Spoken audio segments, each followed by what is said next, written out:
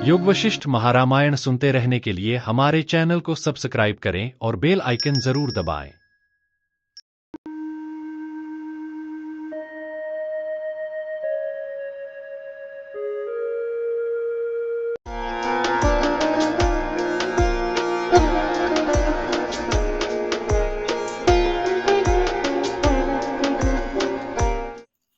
स्थिति प्रकरण सर्ग 35 चित्त की शांति के उपाय का और भोगेच्छा के त्याग का वर्णन, जो कि सत्संगति, विवेक और आत्मबोध से उत्पन्न समाधि से प्राप्त होता है। उसमें मन का निग्रह ही मुख्य उपाय है और सब उपाय मन के निग्रह के लिए है। इस आशय से पहले मनोनिग्रह की प्रशंसा करते हुए सर्ग का आरंभ करते हैं। श्री वशिष्ठ जी ने कहा, हे श्री रामचंद्र जी, वे साधुजन महाबली हैं और सबके वंदनीय हैं, जिन्होंने अविद्या के विपुल विलासों से विषयों की ओर अभिमुख हुआ अपना मन अपने वश में कर लिया। विविध उत्पाद देने वाले दुख रूपी इस संसार की अपने मन का निग्रह रूप एक ही चिकित्सा है। मनोनिग्रह के उपायों में भोगेच्छा का त्याग ही मुख्य उपाय है। ज्ञान सर्वस्व का श्रवण कीजिए और श्रवण कर उसे हृदय में धारण कीजिए। भूख की इच्छा ही बंधन है और भूख की इच्छा का त्याग मोक्ष कहा जाता है। विषयों में दोष दर्शन से घृणा भोगेच्छा की भी चिकित्सा है, ऐसा कहते हैं। अन्य शास्त्र निबंधों से क्या करना है, एकमात्र यही कीजिए। इस लोक में जो जो वस्तु स्वादु है, उन सबको विष अग्नि के समान देखिए। विचार के बिना सहसा विषयों का त्याग दुखदायी होता है। विचार कर गुरु और शास्त्र की आज्ञा के अनुसार विषयों का त्याग आरंभ में कटु होने पर भी परिणाम में महासुखदायी होता है। विचार के बिना विषयों के त्याग दुखदायी होते हैं, इसलिए पुनः पुनः विचार कर सहन के अभ्यास क्रम से भोग वासनाओं का त्याग कर सेवन किए जा रहे विषय सुखदायक होते हैं। भोग वासनाओं के रहने पर क्या हानि होती है, ऐसा यदि कोई प्रश्न करे तो उस पर कहते हैं, जिस भूमि में कांटे के बीज बिखरे हैं, वह भूमि जैसे कांटों को उत्पन्न करती है, वैसे ही वासनाओं से युक्त बुद्धि बड़े बड़े राग आदि दोषों को उत्पन्न करती है। इसलिए जिस मति में वासनाओं के समूह का बंधन नहीं है, संबंध नहीं है, अतएव जिसमें राग और द्वेष दृष्टि नहीं है, इसीलिए जो जंजाल से रहित है, वह धीरे धीरे परम शांति को प्राप्त होती है। शुभमति, जिनसे दुख नहीं होता, ऐसे सम, दम आदि सद्गुणों से युक्त ज्ञान, समाधि और विश्रांति रूप मोक्ष फल देने वाले अंकुरों को समय पर ऐसे उत्पन्न करती है, जैसे धरती धान आदि फलों को देने वाले अंकुरों को समय पर उत्पन्न करती है। अब क्रम से दया, दाक्षिण्य, क्षमा आदि शुभ भावों के अभ्यास से लेकर समाधि पर्यंत मन की विश्रांति के साधनों को कहते हैं। शुभ भावों के अनुसंधान से मन के प्रसन्न होने पर मिथ्या ज्ञान रूप धन मेघ के धीरे धीरे शांत होने पर, सौजन्य के शुक्ल पक्ष में चंद्रमा के समान दिन पर दिन बढ़ने पर, आकाश में सूर्य के तेज के समान पुनीत विवेक के फैलने पर, अंतःकरण में इंद्रिय निग्रह से उत्पन्न धैर्य से बांस में मोतियों के समान बढ़ने पर, हृदय में आत्मसुख की प्राप्ति से, मन के वसंत ऋतु में चंद्रमा के समान कृत होने पर, शीतल छाया वाले सत्संग रूप फलदार वृक्ष के फलने और आनंद से सुंदर रस वाले समाधि रूपी सरल वृक्ष के मधु टपकने पर मन निर्द्वंद, निष्काम और निरुपद्रव हो जाता है। उसके चपलता रूपी अनर्थ, शोक, मोह और भय रूपी रोग शांत हो जाते हैं। शास्त्रार्थ विषयक संदेह कट जाते हैं। सब कौतुक नष्ट हो जाते हैं। सब कल्पनाएं हट जाती हैं। मोह नष्ट हो जाता है। उसमें वासना का लेप नहीं रहता। वह आकांक्षा रहित, निंदा रहित, प्रवृत्त्युन्मुख अवस्था से रहित, दुश्चिंताओं से शून्य, शोक रूपी निहार से रहित, आसक्ति रहित और ग्रंथियों से विहीन हो जाता है। इस प्रकार का मन क्या करता है? ऐसी आशंका होने पर कहते हैं आत्मा कौन है, किस तरह का है, किस साधनों से प्राप्त हो सकता है, ज्ञान से अथवा कर्म से, ज्ञान किस प्रकार का है, उसके साधन कौन है। इस प्रकार विविध वादियों से अन्य अन्य प्रकार से निरूपण करने के कारण बहुत प्रकार के संदेह रूपी अविनीत पुत्र वाला शाखाओं के तुल्य विविध मनोरथों से युक्त तथा तृष्णा रूपी स्त्रियों और स्थूल देह से युक्त मन अपने स्वरूप का विनाश करके अपने ईश्वर रूप प्रत्यगात्मा से संबंध रखने वाले जीवन मुक्ति रूप परम पुरुषार्थ को सिद्ध करता है।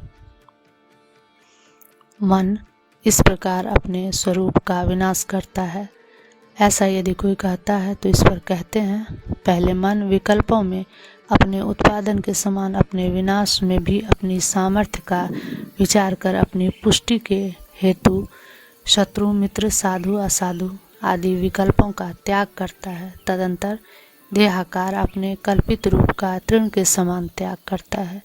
भाव यह है कि जब तक देह में अहं भाव से वासना युक्त मन देहाकार होता है तभी तक देह के अनुकूल और प्रतिकूल विषयों में राग और द्वेष आदि से होने वाले हजारों विकल्पों से वृद्धि को प्राप्त होता है।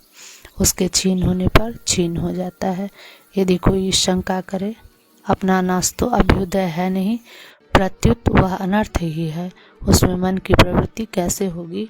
उस पर कहते हैं मन का अभ्युदय नाश है और मन का नाश महान अभ्युदय है। भाव यह है कि मन की स्वतंत्रता से कोई अभ्युदय नहीं चाहता, किंतु आत्मरूप से सब अभ्युदय चाहते हैं।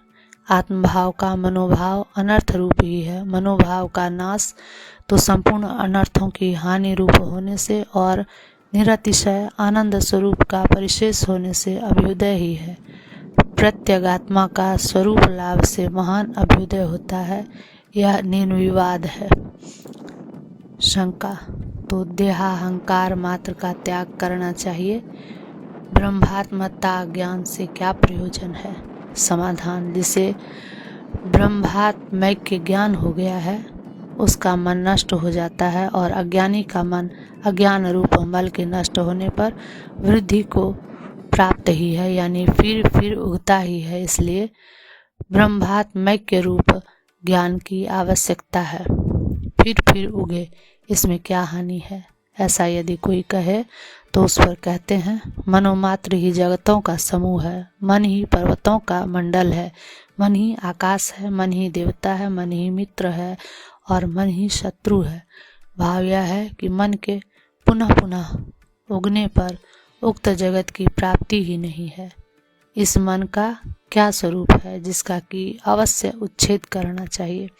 इस प्रश्न पर कहते हैं चित्तत्व की विविध विकल्पों से कलुषित हुई जो स्वरूप विस्मृति है वही मन शब्द से कही जाती है। वही विविध जन्म को देने वाली वासना है। भाव यह है कि आत्मस्वरूप की विस्मृति होने वाली विविध विकल्प वासनाएं ही मन का स्वरूप है। इस प्रकार का मन हो पर उसके द्वारा बंधन में डाले जाने वाले जीव का स्वरूप क्या है? ऐसा यदि कोई पूछे तो उस पर कहते हैं मन में विषय का वासना रूप से जो प्रवेश है उससे परिच्छिन्न चिन्ह मात्र में स्थित, अतएव विकल्पों की थोड़ी वासना से कलुषित चित्तत्व ही ब्रह्म ही जीव कहा जाता है। विषयों में वासना रूप से गिरा हुआ तथा चिरकाल के अभ्यास से विषयों में ही दृढ़ आत्मत्वाभिमान वाले स्वरूप विस्मरण को प्राप्त हुआ जीव स्वरूप ही हजारों विकल्पों से गाढ़ मोह में पड़ने के कारण सारभूत सुख स्वभाव के हट जाने से जब अधिक निसार होता है तब जीवोपकरण मन रूप से कल्पित होता है। इस प्रकार जीव और जीव की उपाधि दिखलाकर उनसे रहित शुद्ध आत्मस्वरूप को दर्शाते हैं। आत्मा न तो वस्तुतः जीव स्वभाव है, न शरीर है और न रुधिर है। शरीर आदि सब जड़ है किंतु देही आकाश के समान निर्लेप है। शरीर में जड़ता आदि को ही स्पष्ट रूप से विशद करते हैं। शरीर के टुकड़े टुकड़े करने पर रुधिर आदि से अन्य कुछ भी नहीं है। जैसे कि केले के खंभे को काटने पर फलों से बनी हुई छाल के अतिरिक्त और कुछ भी चीज नहीं रहती। मन ही जीव है, वही जब साकार हो जाता है तब उसे नर जानिए। वह अपने विकल्पों से कल्पित अपने स्वरूप का अपने आप ग्रहण करता है। जैसे रेशम का कीड़ा अपने बंधन के लिए जाल की रचना करता है, वैसे ही जीव मन में विकल्प वासनाओं को उत्पन्न करके अपने संबंध के लिए दृढ़ जाल की रचना करता है। जीव की देहात्मता के अभाव में युक्ति कहते हैं, जीव इस वर्तमान देह भ्रम का त्याग करके पुनः दूसरे देश और दूसरे काल में अन्य देह भाव को धारण करता है। जैसे कि अंकुर पल्लवता को धारण करता है। शरीर वासनामय है, इसमें युक्ति कहते हैं। यह मन जैसी भावना वाला होगा वैसा ही शरीर उत्पन्न होगा। चित्त जैसा होकर सोता है, रात के समय स्वप्न में वही बनकर रहता है। विषयों के वासना स्थापन में दृष्टांत कहते हैं। इमली का बीज शहद के रस से यदि सींचा जाए तो अंकुर आदि के क्रम से वृक्ष बनकर फलने के समय भी शहद से अनुरंजित होकर मधुर होता है। वही बीज विष के प्रतिनिधिभूत धतूर कंच आदि के रस से सींचा जाए तो फलने के समय भी कड़वा पैदा होता है। ऐसा लोक में प्रसिद्ध है। महती शुभ वासना से चित्त महान होता है। मनुष्य मैं इंद्र हूँ, इस प्रकार का मनोरथ होने पर इंद्रता रूपी स्वप्न से युक्त होता है। क्षुद्र वासना से चित्त तुच्छ क्षुद्रता को देखता है। पिशाच की भक्ति से मनुष्य रात्रि में पिशाचों को देखता है। निर्मलता का संपादन करने पर भी फिर व्युत्थान होने पर द्वैत के दर्शन से मलिनता की प्राप्ति होगी। यदि ऐसी कोई शंका करे तो उस पर कहते हैं, जैसे निर्मल तालाब में मलिनता को स्थान नहीं मिलता, वैसे ही अत्यंत मलिन तालाब में स्वच्छता को स्थान नहीं मिलता। इस श्लोक के उत्तरार्ध से थोड़े विवेक आदि से निर्मलता की स्थिति की प्राप्ति का वारण किया गया है। मन यदि अत्यंत कलुषित हो तो फल भी वैसा ही उत्पन्न होता है। उसी प्रकार मन यदि अत्यंत निर्मल हो तो फल भी निर्मल ही होता है। यदि कोई कहे कि दुर्भिक्ष आदि देशोपद्रव से समाधि का भंग हो जाने पर फिर मलिनता की प्राप्ति होगी तो इस पर आशंका करते हैं। जैसे विरत उद्योगशील चंद्रमा पूर्ण होने की आशा को नहीं छोड़ता, वैसे ही दरिद्रता आदि से पीड़ित उद्योगशील उत्तम पुरुष भी समाधि आदि चित्त प्रसन्नता की गति को कभी नहीं छोड़ता। अथवा तत्वज्ञान से बाधित होने के कारण ही हजारों उपद्रवों के रहते भी कलुषितता की प्राप्ति नहीं होती। इस आशय से कहते हैं, न तो यहाँ बंधन है, न मोक्ष है, न बंधन का अभाव है और न बंधनवत्ता है। यह माया इंद्रजाल की लता की तरह मिथ्या ही उत्पन्न हुई है। गंधर्व नगर के समान मृग तृष्णा के तुल्य एवं द्विचंद्र भ्रम के तुल्य यह माया उदित हुई है। यह सब द्वैत और एकत्व रहित ब्रह्म सत्ता ही है। इस प्रकार की जो प्रतीति है वह परमार्थता है। मैं असन्मय अतएव निसार हूँ, मैं अपरिच्छिन्न नहीं हूँ अतएव क्षुद्र हूँ। इस प्रकार के दूषित निश्चय से उत्पन्न हुआ यह संसार परिस्फुरित हो रहा है। मैं अपरिच्छिन्न हूँ अतएव सर्वशक्तिशाली हूँ। इस निश्चय से वह विलीन हो जाता है। सर्वव्यापक स्वच्छ आत्मा में मैं यह देह मात्र हूँ। इस प्रकार की जो भावना है यह लोक में अपने विकल्पों से कल्पित उसका बंधन है। बंधन मोक्ष अवस्थाओं से रहित द्वित्व एकत्व से शून्य यह सब ब्रह्म सत्ता ही है। इस प्रकार की जो प्रतीति है वह परमार्थता है। निर्मलता की अधिकता से जिसे स्वविनाश प्रायः प्राप्त हो गया है, अतएव अमनस्ता को प्राप्त संपूर्ण द्वैत दृष्टियों में आसक्ति रहित मन इस अधिकारी शरीर में ही ब्रह्म का दर्शन करता है, अन्यथा नहीं कर सकता है।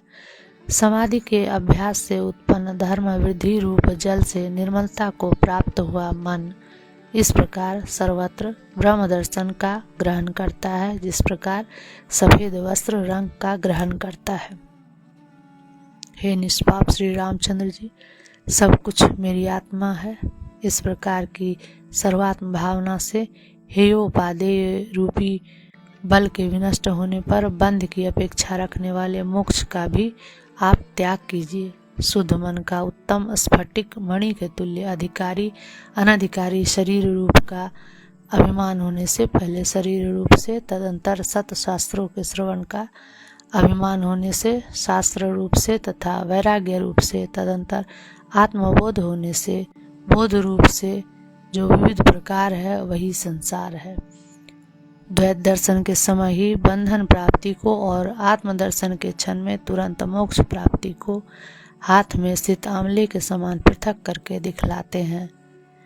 बाह्य पदार्थों के साथ एकता को प्राप्त मन आत्मा के साथ एकता को प्राप्त नहीं होता। बाह्य पदार्थों में एकता को आप क्षण में विनष्ट होने वाली असत्य ज्ञान दृष्टि समझिए। बाह्य और अभ्यंतर पदार्थों के साथ सब दृश्य दृष्टि का त्याग कर जब मन स्थित होता है तब परम पद को प्राप्त हो उसमें लीन होकर स्थित होता है। जो यह स्फुट दृश्य दृष्टि है वह अवश्य असन्मयी है। मन के स्वरूप को भी आप उक्त असत दृश्यमय ही जानिए। दृश्य से अतिरिक्त मन का कोई स्वरूप नहीं है। दृश्य और दृष्टि असन्मय कैसे है, ऐसी शंका होने पर कहते हैं आदि और अंत में असद होने के कारण मध्य में भी वह असन्मय ही है। इस प्रकार मन असद है ऐसा जिसने नहीं जाना उस पुरुष की दुखिता हाथ में स्थित ही है। उसको खोजने के लिए दूर जाने की आवश्यकता नहीं है। यह भाव है, यह जगत आत्मा ही है। इस प्रकार के बोध के बिना यह दृश्य शोभा दुखदायिनी है। उक्त बोध होने पर तो यह भोग मोक्ष देने वाली है। लोक व्यवहार के समान ही शास्त्र में भी ज्ञानिता और अज्ञानिता का बोध करना चाहिए। वे कोई अपूर्व नहीं है ऐसा कहते हैं। जल पृथक है और तरंग पृथक है। इस प्रकार के नानात्व से अज्ञानिता होती है। जल ही तरंग है। इस प्रकार के एकत्व से ज्ञानिता होती है। नानात्व का क्यों परित्याग करना चाहिए और एकत्व का क्यों ग्रहण करना चाहिए, इस प्रश्न पर कहते हैं हेयोपादेय रूपी जो नानात्व है वह असत है, इसलिए वह जन्म मरण आदि दुख की ओर ले जाता है, अतः वह हेय है।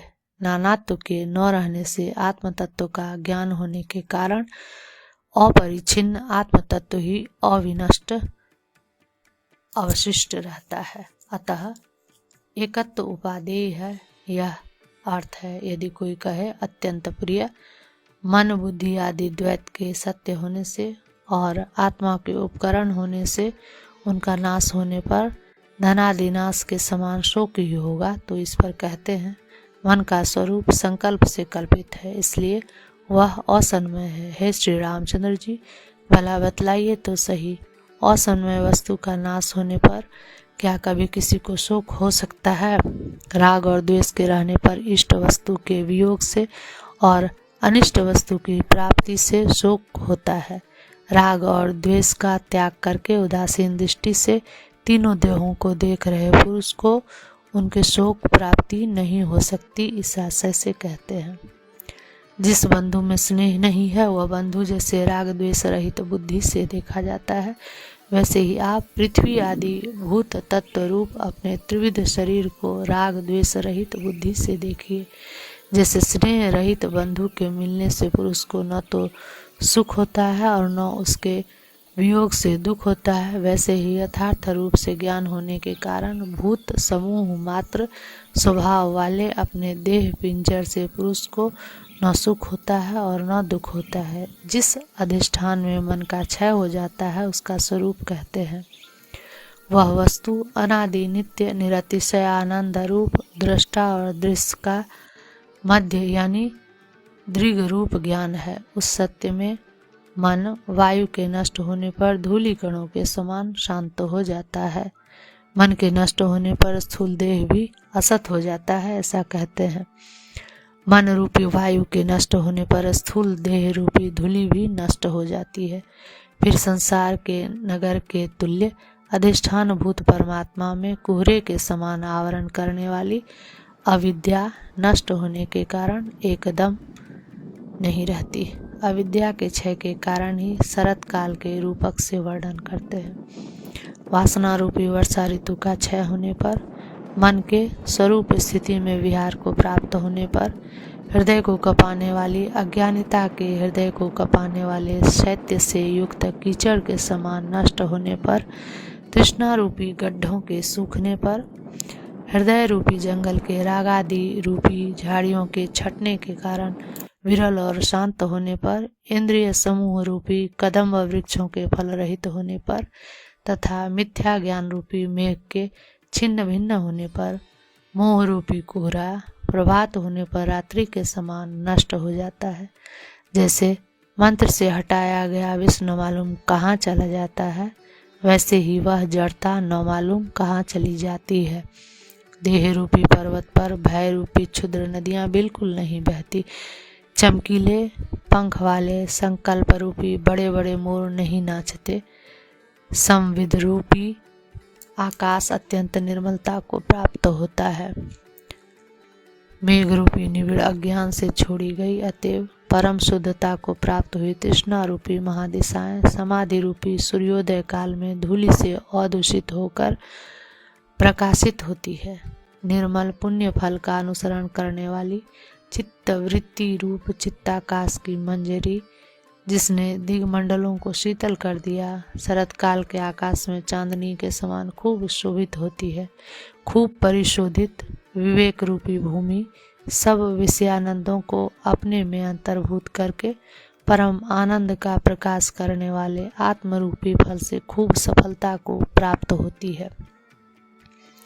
पर्वत और वनों की विशालता के युक्त भुवनांतर के तुल्य शरीर आत्म प्रकाश रूपी सूर्य चंद्रमा से अत्यंत सुंदर, त्रिविध ताप से शून्य, चिदाभास की छाया से युक्त तथा अत्यंत निर्मल हो जाता है। परिच्छेद के हट जाने से विस्तारित विवेक रूपी जल की वृद्धि से वृद्धि को प्राप्त किया गया। रजोगुण रहित हृदय रूपी कमल कोश वाला स्फटिक की आकृति के तुल्य स्वच्छ हृदय रूपी सरोवर सुंदर पुष्पों से युक्त हो जाता है, यानी खिल जाता है। हृदय रूपी पद्माकाश से मलिन और चंचल अपना अहंकार रूपी भ्रमर फिर दर्शन न देने के लिए ही न मालूम कहाँ चला जाता है। वासना रहित और शांत चित्त हुआ अपने देह रूपी नगर का अधिपति, यानी जीव संकोच रहित सर्वव्यापक और सबका अधिपति हो जाता है। वासना क्षय के फलों को विस्तार से कहकर उन्हीं से जीवन मुक्ति की स्थिति दिखलाते हैं। चित्त के सर्वथा विगलित होने पर अपने दोषों का तिरस्कार कर धीर हुई बुद्धि से युक्त तथा मृत्यु और जन्मों में पारलौकिक और इहलौकिक गतियों को नीरस देख रहा पुरुष विचार द्वारा आत्मरूपी दीपक पाकर जीवन मुक्त और ताप रहित होकर देह रूपी नगर में विराजमान होता है। 35वां सर्ग समाप्त।